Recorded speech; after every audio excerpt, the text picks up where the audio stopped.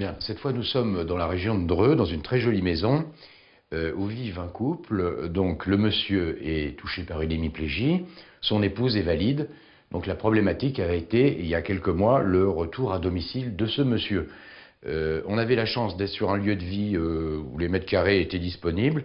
Là par exemple, cette salle de bain a été créée dans une ancienne buanderie et on a pu effectuer une ouverture pour faire une liaison directe entre la chambre et la salle de bain.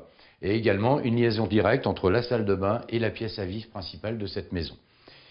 Donc la problématique était par rapport à une hémiplégie de prévoir les assises, donc siège de douche, cuvette de WC surélevée. Le siège de douche est donc relevable de cette façon. Donc les valides peuvent prendre leur douche dans de bonnes conditions.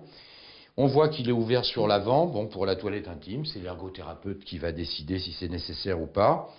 On voit également que le siège est muni d'un piétement réglable en hauteur, qui peut avoir un gros intérêt lorsque les gens ont eu un problème de tenue frontale, c'est-à-dire qu'on va incliner le siège de façon à ce que le centre de gravité de la personne soit tendu vers l'arrière.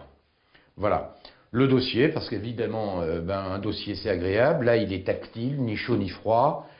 Proposer un appui du dos sur le carrelage, bon, c'est pas ce qu'il y a de plus agréable. Concernant le maintien, donc hémiplégie, c'est une personne qui va faire une approche en fauteuil. Hein.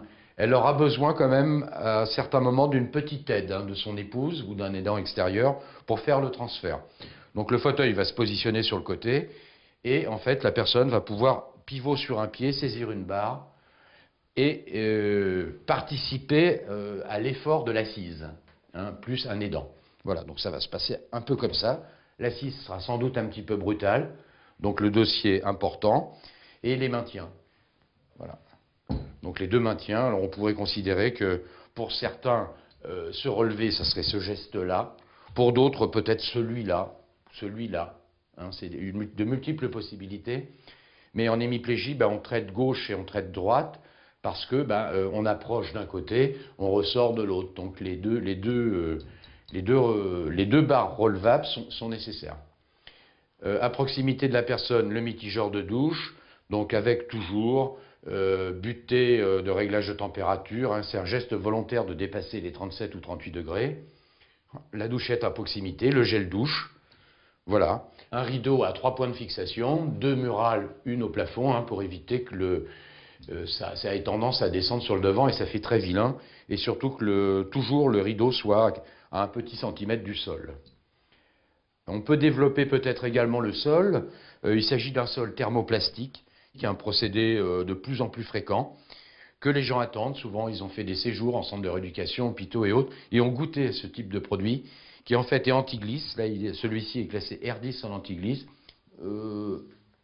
Au niveau du contact tactile, on ne se rend pas compte de l'anti-glisse. Mais en fait, c'est un classement qui est fait pour les pieds nus mouillés ou sandalettes caoutchoutées. Donc une bonne résistance au glissement.